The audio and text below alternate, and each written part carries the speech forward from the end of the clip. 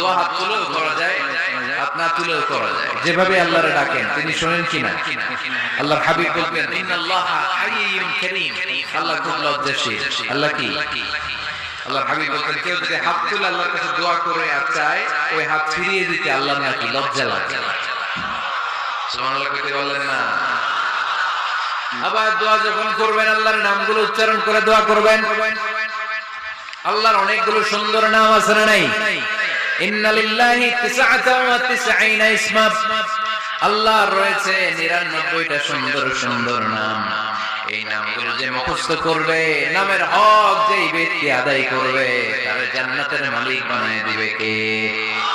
দোয়া যখন করবেন আল্লাহর আসমাউল্লাহিল হুসনা গুলো বলে বলে আল্লাহরে ডাকবেন। আল্লাহর একটা সুন্দর নাম আছে আর রহমান। কি নাম? মানে দয়ালু। রহমান মানে কি?